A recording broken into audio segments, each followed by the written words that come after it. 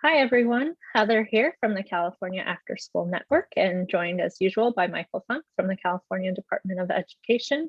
And very excited for our special guest this week. We are joined by Brad and Anthony from ARC, and we'll have them introduce themselves in just a moment and tell us a little bit more about themselves and their programming. But before we jump into that, Michael, I know you and I have a couple updates on what's been going on. Just a few things going on since the last time we had a fireside chat. So we'll jump into some of those high-level policy updates, go through that as quickly as possible, and then get to the real meat of the conversation with Brad and Anthony. So with that, I'm just going to kick off. And I think, last time we were chatting, the budget proposal was making its way through the legislature. And so at this point, both the Assembly and Senate budget subcommittees on education have voted, and the full budget committees have voted and adopted proposals. And similar to what we talked about last time, the governor proposed $1 billion for a new expanded learning program funding stream, which is really exciting. We are now currently up to, I believe, the total amount. This changes slightly, so I want to make sure I get this right. $3.3 billion in funding through 22-23 fiscal year. And that's still proposed to get up to $5 billion in the next few years. So very, very exciting. We're now not just talking about $1 billion, but $3.3 billion for this new funding stream. And a few other key points of that, I think as we talked about originally, the proposal was that the funding would be allocated to elementary schools, which is still the case. So the funding is for TK through 6th grade. And we'll talk a little bit more about that in a few minutes. But so currently funding is proposed for TK through 6, and it will now go out to all schools. The governor's proposal was that it would go out to schools with a high percentage of unduplicated students. The legislature is proposing it goes to all schools with a formula based off of the number of unduplicated students or high need students. And the minimum grant amount will be $50K. And schools are expected to serve at least 50% of their unduplicated students, with those numbers, of course, rising as the funding increases over time. Couple other key items. Well, I guess really one other key item is that the programs are expected to be aligned to the ASES standards. So for those of you, hopefully all of you that are familiar with our programmatic elements and our quality standards, this is not an expansion of ASES, but it is expected to align to some of the programmatic standards. We do still have a daily rate for ASES in 21st century being proposed at $10.75 as well in the budget, which is really exciting. A much needed increase in our daily rate. So very excited that that is continuing forward. And that's really the kind of summary of the big news. There's a lot of questions about the details of both of the proposals. A lot of that will be ironed out in the budget trailer bill language. And so, Michael, I think at this point, I'll turn it over to you to talk about kind of where we're at with that process. Yeah, thank you, Heather, and thank you, Brad and Anthony, for joining us today. It's great to have you. And Brad goes way back. Met Brad well before I started at the state, and Brad has served on our statewide policy committee and been a good thought partner with us for many years. And first time I've met Anthony, and looking forward to hearing from both of you. Heather, you mentioned unduplicated. You did say as in high need. I just want to make sure a lot of people who work in grants and program management, unduplicated means a certain thing. And in this case, it's a technical term that deals with the local control of accountability plan and the formula that is based on how student districts get their funding. And for any student that is low income, experiencing homelessness or in foster care, they get additional funding. That's called supplemental. But if a student checks more than one of those boxes, they're still only counted once, and that's why they're called unduplicated students. So when we use that term, 80% unduplicated, it means that 80% of the kids in that school can check one or more of those boxes. And that was originally the idea behind this funding from the governor, is that it would gradually roll out through those percentages. The clearest way to say is that the state is proposing universal elementary expanded learning programs. The budget trailer bill, it's called the budget trailer bill because it's a piece of legislation that is specifically, the purpose is to put education code behind what's in the budget, if it's not already in education code, or if education code has to be modified. So in this case, there's no education code that deals with this new expanded learning program, is what it's called in the budget, the expanded learning program. Referencing ASES, it's not an addition to ASES, it's not an expansion of ASES, as Heather said, but it's an addition to. So the budget trailer bill is what will define, okay, what does this mean? What does it look like? Exactly how is it going to go out to these schools? What do we need to know about how to operate this? I received the latest version of the budget trailer bill yesterday evening and have been working on it last night and this morning. Was asked to provide our technical assistance and to the language by the legislature. And I've finished working on that just before this recording, and I'm getting ready to package that off and send it back to the legislature. Once it's published, we can talk about it freely. I am not free to talk about the proposed, my additions and thoughts, but I can share with you broadly that the language in the first version of the budget trailer bill did specifically allocate or talk about the funding going out through a formula. Now in the budget process, it's actually going to become part of the local control accountability plan funding, the LCAP or LCFF. So it goes out to districts as a formula. People do not have to apply for it. I can tell you that this language was there before, that there's no set hours of operation, but the program needs to operate when combined with the hours of the school day, or technically called instructional minutes. The program time plus instructional minutes needs to amount to at least 9 hours a day. That doesn't mean a student has to be involved 9 hours a day, especially if we're talking kindergarten or TK, but the program would be open at least those 9 hours. So that could mean that you could locally decide, we want more time before school, we want more time after school. It's also specifically geared towards providing at least 9 hours of programming 45 days outside of the regular school year. And that's more time than we usually, when we are providing supplemental funding through 21st Century and ASES, it usually provides enough funding for 4 to 5 weeks. And that's usually with combining with other funding to make that work. This is, do the math, it's 9 weeks. And of course, this is one of the reasons that is in place, is because for families that grow to rely upon these opportunities for their children and have a difficult time affording other supervision and care and activities for their children, to just go 4 to 5 weeks out of the summer is a hardship for them. So, and the funding will be commensurate with that. So that's all part of the design. And that's why we're talking such large sums of money, is because they really want 9 hours of programming for most days of the year.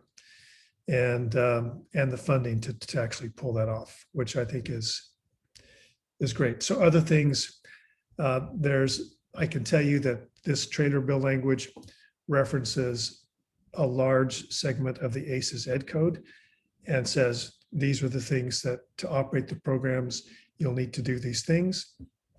And the budget specific language specifically calls upon the quality standards for expanded learning, aligning with the quality standards. But there's one sentence that was in the previous version of the Trader bill that is still here that I want to emphasize and highlight. I'm going to read it, so forgive me for looking down.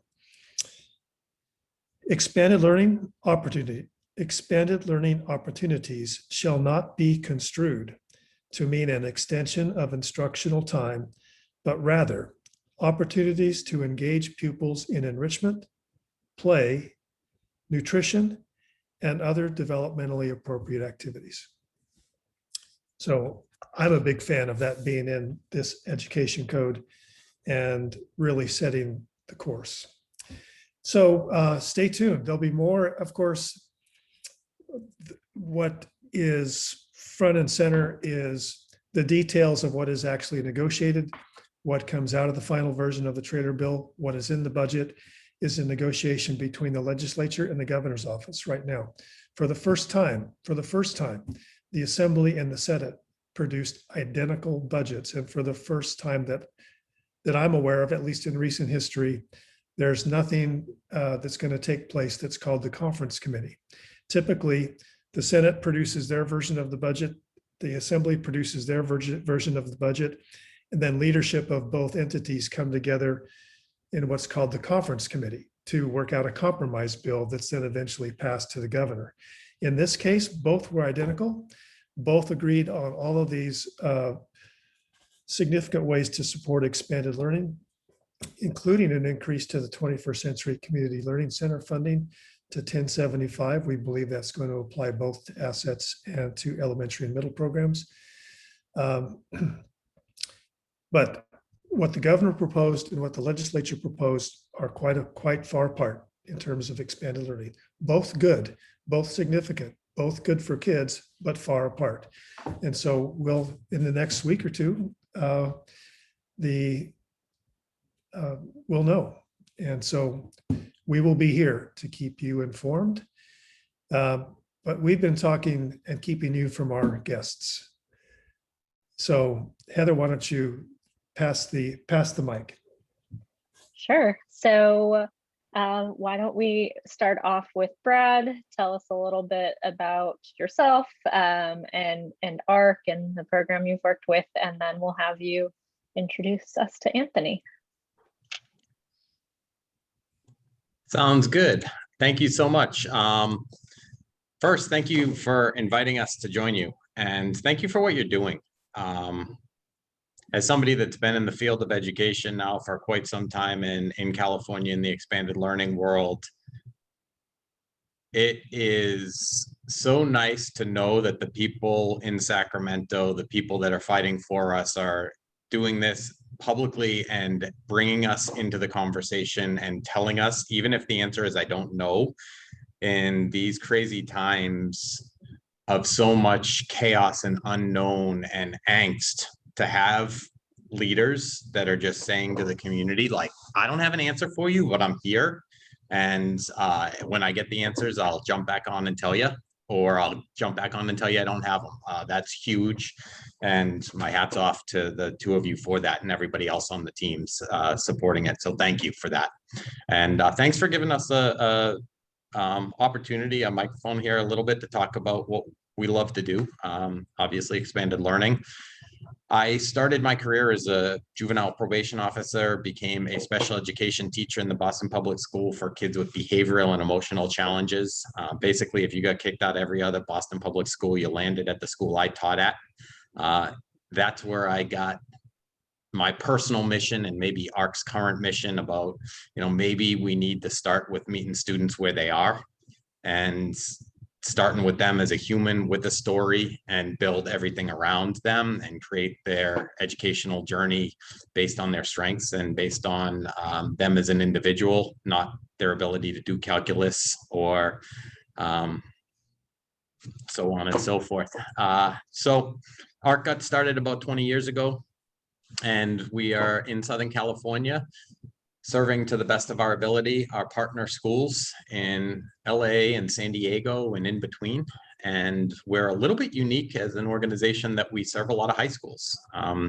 With the ASES grant, we have about half of our schools, about 30 so odd schools are ASES funded. And I love working with high school students. I love working with middle school students. I come from a family of teachers that all work with high school and middle school students, and it's really fun to be here. But the truth of the matter is, I like watching the policy things and I like learning about them, and I'm doing the best I can to get my civics education from the two of you and from this process as we learn how things move around. But the work is really the work that's happening on the ground, and that's by people like Anthony. I'm going to let you, Anthony, introduce yourself, but when you think about the painted picture for a high school site coordinator, you paint the picture of Anthony. Gets the students, respected as a colleague by the administration and the teachers at the school. When something is going to be looked at, reimagined, developed, created at the school, they come to Anthony and Anthony's students and say, come sit at the table and talk to us about what you think we should do, and how the expanded learning program can not just be a part of it, but be central to it, to be this node that grows it. And I am really honored to call myself colleague with you, Anthony, and I will be quiet and let you introduce yourself. Thank you, Brad. It's so kind of you to say that. Appreciate it. So my name is Anthony Urias. I am a site coordinator over at Animo Jackie Robinson Charter High School.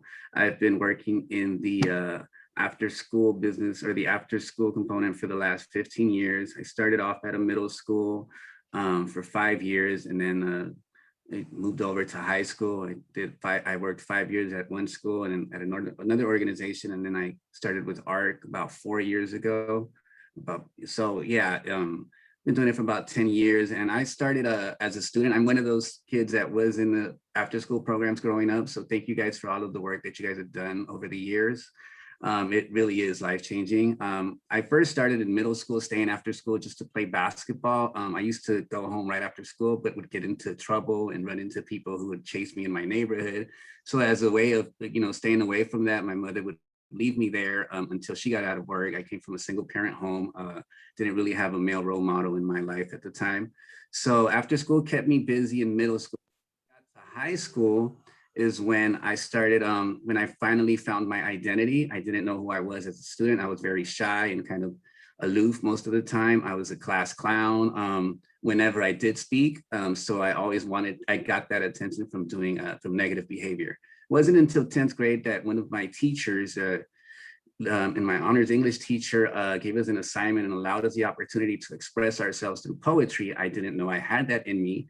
But I was very interested because I was into rap music at the time. And so I said, hey, this is my chance to kind of, write a rap. So I remember writing this page, and I remember the whole time when we presented it, I just looked down at the page because I was just so shy to even look up at the students. And I went through my whole page, and when I looked up, I just remember her face, her eyes were lit up, and I just felt seen. I had never felt that way in my life. She asked me to stay after class for lunch, and then she spoke to me and told me, hey, I see you, I see what you have in you. She told me, you have greatness inside. You don't know it, but you have that. And it was the first time that I ever heard anything. And it was the teacher in 10th grade that took the time to tell me that. And from then I found my identity in poetry. I started, staying after school, just playing basketball. And then I got involved in drama and other clubs that were going on after school just to stay there also. And I would also get bussed out back to my community. And again, I would get chased from the park by gang members. It was just I felt like I was always running from someone. But after school gave me that safe haven there. Shortly after high school, I didn't have that anymore. Started kind of dabbling in my neighborhood and the streets, and I had an option to go the wrong route or the right route. I saw some of my peers just fall to the streets, whether incarceration or substance abuse or even death. And it wasn't until my best friend was sentenced to prison at age 18. I was 19 at the time that I decided, hey, this is not the way to go. I had an opportunity coaching. I started coaching, and it was the students that just made me a better person. During that time, I lost my first student about 3 years into the middle school. The student had just gone to high school, started getting into the party scene, I guess, and unfortunately overdosed on campus and lost his life. A young guy, young man, 9th grader, 10th grade, I believe he was in. After that, I just noticed everything that was going on, and I found my why. I found my purpose and my passion in just kind of supporting these kids that reminded me of myself. And I felt, hey, I never had anyone there for me. I can be the person that's going to be there for them. And that's where my passion just grew. I got to high school and I finally was in a position where I was able to kind of control or kind of, like schedule the program and develop my own program. And my emphasis was just relationship building. It was my thing was just introducing myself to students, but seeing them and letting them, be heard. So I remember one student, she was this young girl. She was always angry, very so no one could talk to her. And I would just walk by her and I'd say, hey, hi, how you doing? And she would just roll her eyes or just look away or just look down and just like, why are you talking to me? I did this for, I don't know how many weeks. I'd say, hi, how you doing? How you doing? And every time, and it never failed. She always just looked away. Then one day I was in a rush and I was things in my head and I walked right by her and I didn't say hello. I didn't think anything of it. The next day I walked by and she's like, hey, I need to talk to you. I go, hey, yeah, what's up? And she's like, you didn't say hello to me yesterday. What happened? And I was just like, oh, wow. Like, I didn't think she noticed, right? I cared. And I was like, well, I'm sorry, and I talked to her. And from there, it was just, she started getting involved. She felt comfortable. She joined some of our clubs. She started doing better in school. So that was kind of like my mission growing up, was just seeing them and building these relationships and just letting them know how much you cared about them. Because, our students are just going through so much.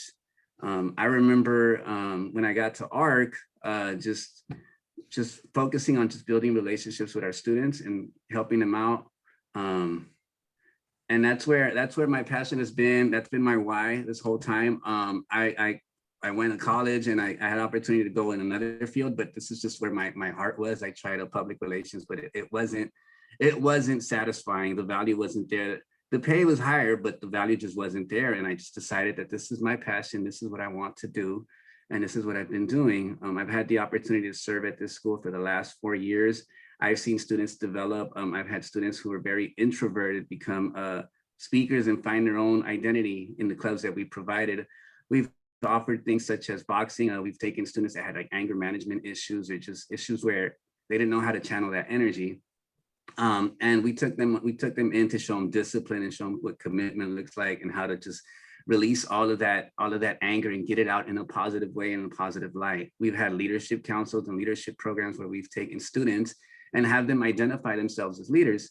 I remember back in my middle school days, I used to have kids that were the leaders of these tagging crews, and the administrators would tell me, hey, you got to keep your eye on that kid because, he's, I'm like, whoa, hey, that's actually my football captain. So I recruited these students. I saw those leadership qualities in them that were just kind of going the wrong route. They came in and they bought into what we were doing. And I would even had students who were like against each other, be able to understand each other with a common goal of like playing for the football team or the soccer team at the time. And so my goal and my purpose was just to help them find their identity and see who they can be, because someone did that for me when I was in high school. I didn't have that. I thought, I didn't think I was much, and someone, saw that in me. To this day, I've graduated from, I've had my undergrad and I have my master's degree. But to this day, let me show you. I have this. Here it is. This is the only certificate that I have that it's in the frame, and it's the most talented poet. I got that in high school. And that's just stuck with me the whole way. So like a lot of times we don't see our work, come to fruition in kids, and it's like a seed that we're planting. But over time, these are things that they can reach back. I remember many times being at low points in life after high school on my own and going back and reflecting on these lessons I had and looking at these things and just finding my strengths from that. And one thing that I try to teach our students is about resilience and about bouncing back, that no matter how hard life gets, you always have the choice to do better, to make your decisions. Because I am one of those students. I am one of those, people that came from after school and went from the community, from the inner city. So I can relate to them, and I see it in them. So that's been my life's goal and my life's passion. and purpose. So I always try to teach them, like, hey, you have a choice. And if you're going through hard times, it's because it's preparing you for what's coming. We don't have to worry about, not about being sheltered and staying away from things that are going to happen, because life is going to happen. The question is, what are you going to do about it when it does happen?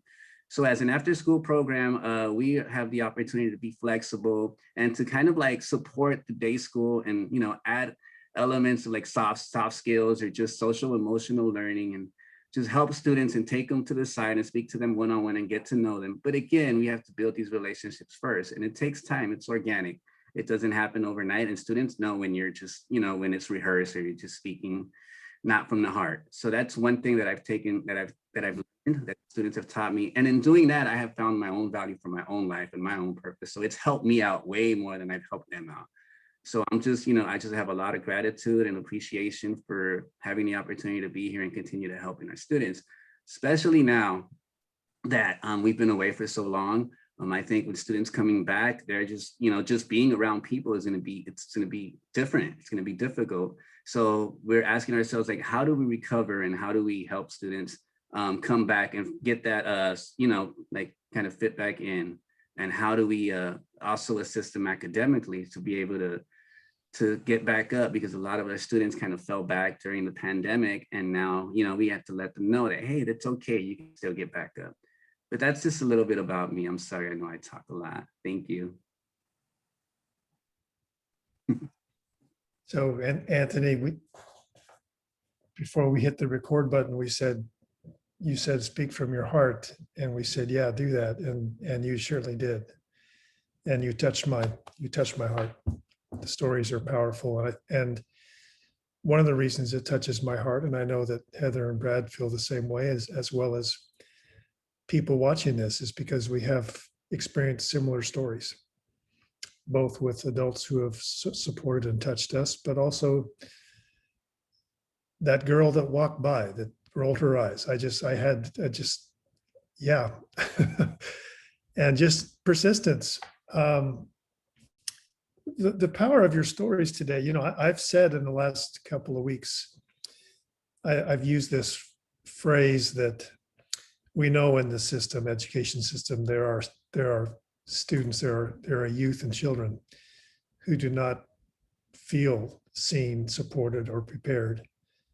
And that word seen, I think if you've been in the work, you know what that means. If you telling your story of the first time you felt seen was so powerful, because it puts the power behind that phrase that our children deserve to be seen. They deserve it. And that's what we have the opportunity to do. Brad, you must be, what a great team you've got with Anthony and other Anthonys. You must be proud. Very proud. And the role of psych coordinator at a high school is a unbelievably important role, because you have the flexibility and freedom as a psych coordinator or an after school expanded learning worker to connect with young people without having the constraints of the next test or the curriculum that goes through. So we can listen and hear and engage and work from a strengths perspective, which is so critical. And I guess the only other thing I'd say about that is I am unbelievably grateful to the people that are pushing as hard as they can to make sure that we're helping out our students across the state. I just worry sometimes that I hear our middle school and our high school students are doing okay because they can make a peanut butter and jelly sandwich and they know how to get onto their Zoom screen. But I think there's a lot more conversation that has to happen about helping our young teenagers from a mental health perspective. Absolutely. That's one of the reasons why Heather and I asked you folks to come on, is because right now, with the massive expansion of expanded learning programs planned, it is K through 6. And I've got lots of opinions about that, lots of feelings about that. I don't know if that's I don't see that shifting in the next few days. So how do we as an ecosystem that has 21st century ASES, as well as this new additional funding, find ways to support older youth programs? And it's my commitment to ARC and to our whole state that we're going to find a way to make sure that older youth and older youth programs are supported and seen. So powerful, so important. Most people don't realize that the latest neuroscience identifies middle school outside of 0 through 3. Middle school is the age where the brain and the neuroscience, the neuro development of the brain is at another surge point if the conditions are correct, if there's emotional physical safety, if there's opportunities for engagement and meaningful and new activity. So the conditions have to be right for that to happen. And it's such a powerful transition period of time. You know, so many kids between elementary and high school. You know the stories, but we have a commitment to older youth. And while we applaud the legislature and the governor's move to support K through 6, we just want everyone to know we're committed to older youth, and we'll work to find a way to expand as we can. Well, we're unbelievably appreciative of that work, and appreciate the fight that folks are putting up and the conversations and the dialogue. So thank you.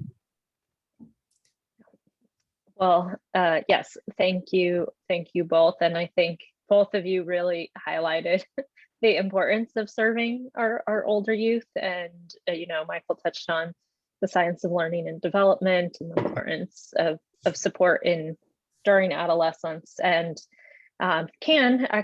we in our newsletter that's going out today, just promoting a recent report that talks about after school and its role in promoting protective factors, and lots of great stuff in that report. And one of the key findings is the level of impact in high school programs and how much those protective factors, and when we talk about protective factors, those are some of the things Michael referenced: caring relationships with adults, high expectations, opportunities for contribution and participation. And the report it highlighted that in high school, we see the after school programs really support the fostering of those protective factors. And so one of the conclusions in that report is that we need to invest more in these programs. And Brad, I think you ran the numbers. How many high school programs do we have covered in California? The other hat I wear is my numbers hat. Yeah, I mean, there are 317 high school ASES programs in the state out of 1,322 high schools. So we're looking at, 24% of our high schools have a after school expanded learning program. And when you compare that, and I don't mean to make it comparative, but just for sense, right? We've got 4,200 ASES and 21st century elementary and middle school programs. That's 58% of the 7,200 schools in the state.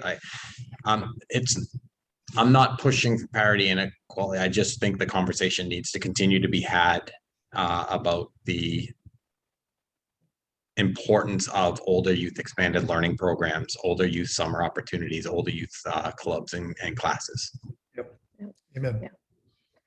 Yeah. Well, thank you both for coming on and talking about that. And yes, as Michael said, we're going to be committed to figuring out how we do expand our programming to our older youth. So with that, I think we're about running out of time, so we probably need to start wrapping up. So my push to everybody is, we do have about a week, almost exactly a week before the budget is expected to pass. So, continue to be vocal, thank your legislators for their support. Tweet at the governor, let him know that you're in support, and, ask him for support of this budget as well. And also, continuing to push the importance of serving our middle school and high school students. And I think with that, Michael, I'll turn it over to you for closing thoughts. Yeah, I'm going to be brief.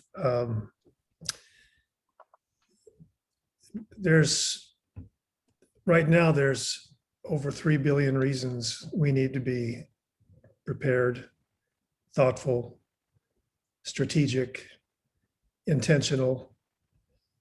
$3.3 billion, if that ends up being the number, that triggers in weeks. And while that's a phenomenal, it's the first investment of any of that magnitude anywhere in the world. It's 3 times the federal allocation for after school nationally. That's good. But we have to roll up our sleeves and do it the right way. If we're really going to have kids experience what Anthony and Brad have talked about, there's got to be a lot of thoughtfulness and intention. So, man, we got some work to do. We got some work to do, and we're ready to do it. So let's join in and do it together. And we're going to do it by leading with love, and love in that sense is the hard work of seeing ourselves, seeing our children, seeing our staff, and doing what for people and with people what they deserve. And before I sign off, go Giants. I forgot my Red Sox hat. I was going to say, at least Anthony and I are National League, right? At least we're National League. None of this pitch hitter stuff. All right. Well, thanks everyone.